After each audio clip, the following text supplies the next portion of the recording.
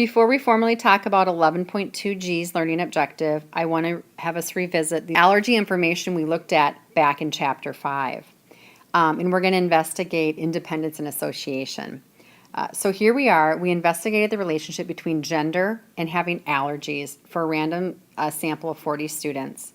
Here was the two-way table. So here we're looking at two variables, again, gender and your allergies. In Chapter 5, we concluded the events of female and allergies were not independent of each other.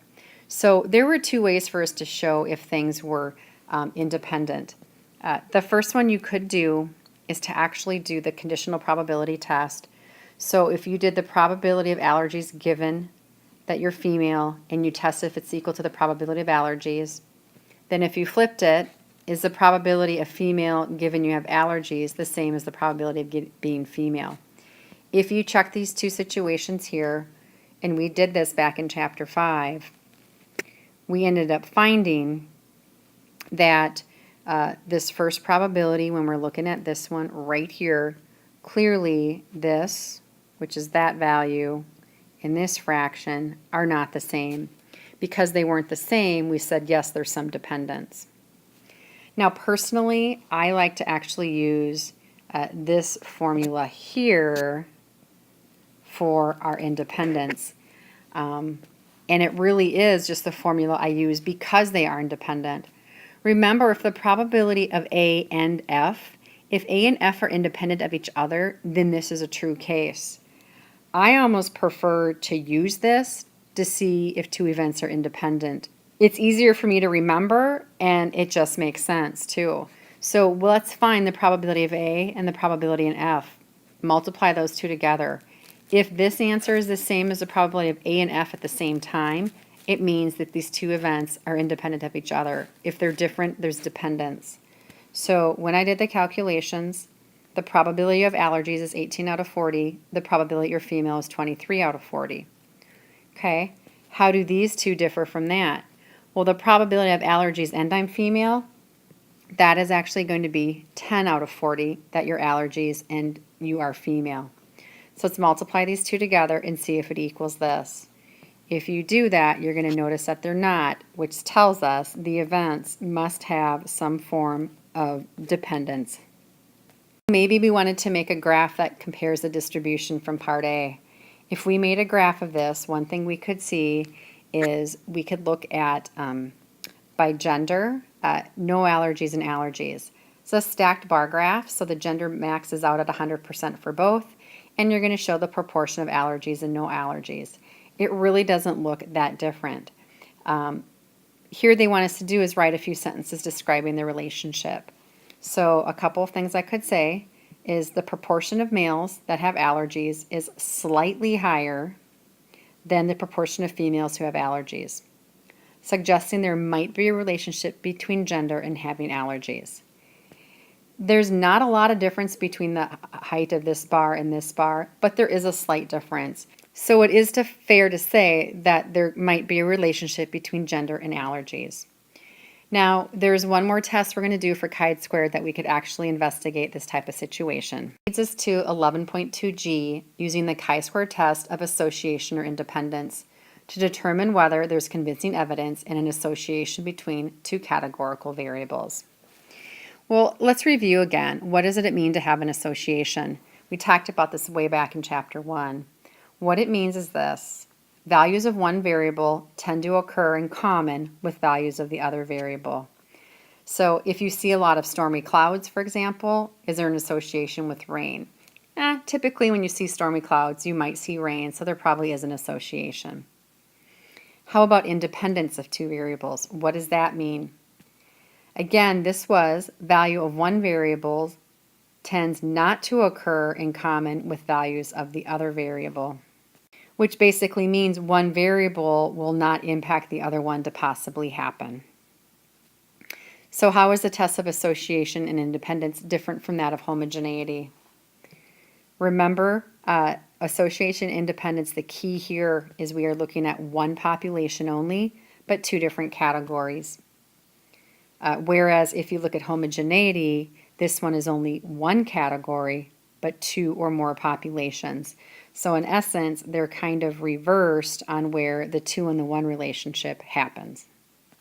So for chi-square tests of association or independence, let's talk about the 2 different types of hypotheses you could write.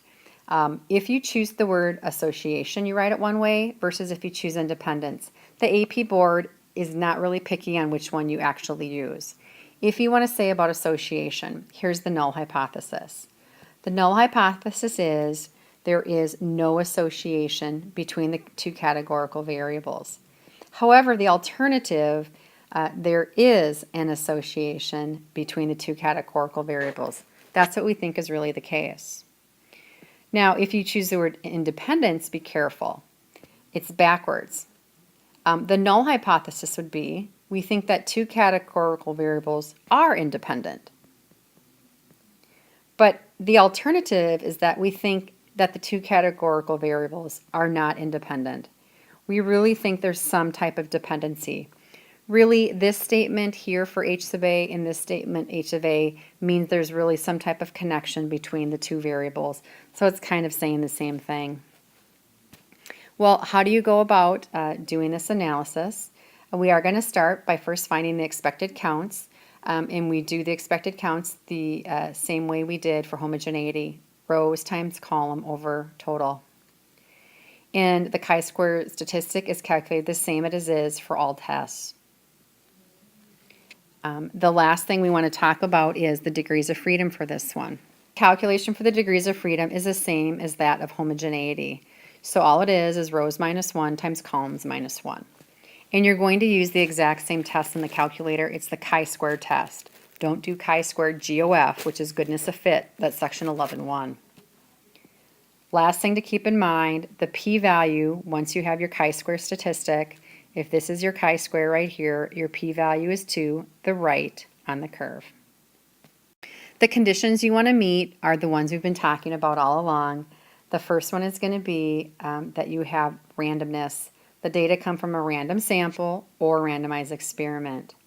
Same thing for our large sample size. All expected counts are at least 5. For independence, the individual observations are independent. Now when sampling without replacement, check that 10% condition. That means our population must be greater than or equal to 10 times our sample size. Again, I've talked about this already, but just remember how are association and homogeneity different. The association and independence, we are looking at just one sample, but 2 different categorical variables. Remember, we want to see if 2 variables are independent or if they have an association. Whereas homogeneity is just one categorical variable, but multiple samples for that. Doing a free response and you don't remember which one of these 2 it is, definitely just say it's the chi-square test. Because on the calculator, you do the chi-square test exactly the same way for both of these. It's just how you would set up your hypothesis and state your conclusion are the only 2 things that would be different. So if you pick just the wrong test, you'll end up making the same conclusion. You would probably go from a 4 to a 3, but you would still get passing. This example about the allergies with the gender and the allergies from start to finish. Find the expected counts for these. So remember, what's in the table is what we observed happening. So our top values here, these 4 are the observations. The expected count is just row times column over total. So for this one right here, I have an example. Take 18 times 17 over 40 and we can get it. We also could just put our observed counts member in matrix A, run our test, go back and look at matrix B, and then come back here and write these down. Because you do have to have the expected counts written down somewhere to get credit for that condition. All right, let's answer the question. Do the data provide convincing evidence of an association between gender and having allergies? Because they've used the word association in here, I'm going to probably in my hypothesis use the association one. That just makes logical sense. Again, if I did independence and stated it properly, it'd be fine. But let's use association. So I'm going to do a significance test and use 5% for my alpha. My null hypothesis. There's no association between gender and having allergies in context. However, I'm doing this because I think there is an association between gender and having allergies.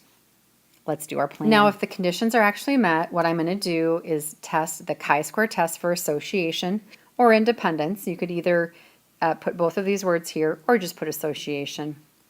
For randomness, the sample was randomly selected, so we're good. I already computed my expected counts and they're written down, and I'm going to say that the expected counts, see my table, are all at least 5. That's great. For independence, I'm going to state knowing the responses of one student should not tell us anything about the responses of the other. Also, we are sampling without replacement, so I do need to confirm that there are at least 400 high school students from this survey. For the do component, again, let's just actually go to the matrix and type in the observations and run the chi-square test to get our statistic and so forth. When you get the statistic, you're going to see that the chi-square statistic on this is 0.051. It will show you the p-value and our degrees of freedom, but remember, degrees of freedom, rows -1, columns -1, degrees of freedom is 1. Our p-value is going to be our chi-square statistic, everything larger with degrees of freedom 1. Our p-value is 0.821. It's an incredibly high p-value. Let's make our conclusion. Our p-value is much greater than 0.05. I'm going to write that one down. 0.821 is greater than 0.05.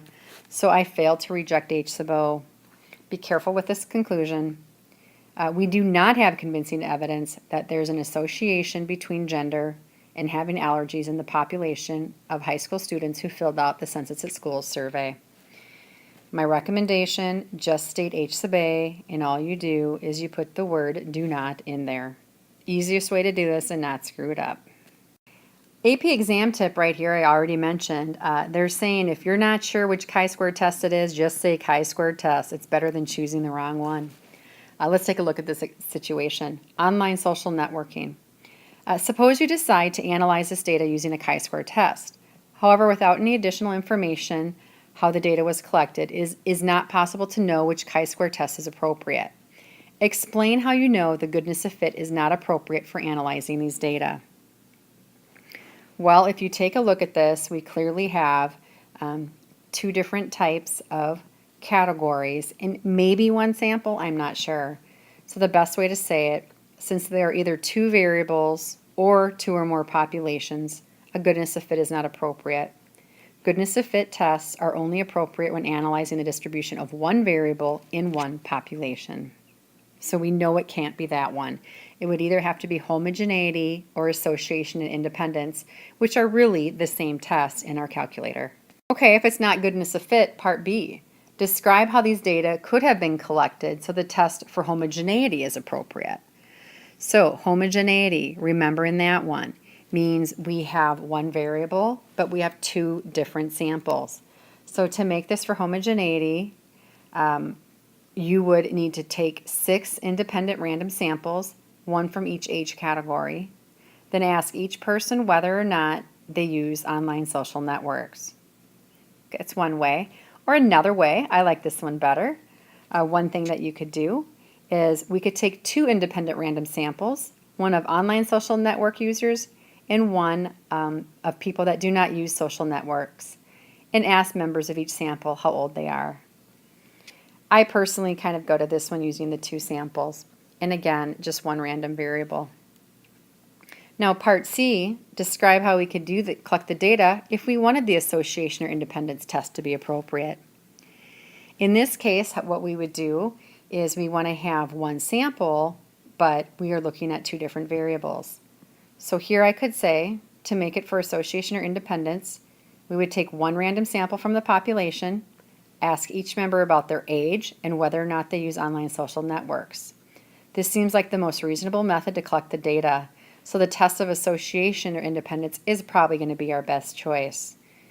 But we can't know for sure unless we know how the data were actually collected.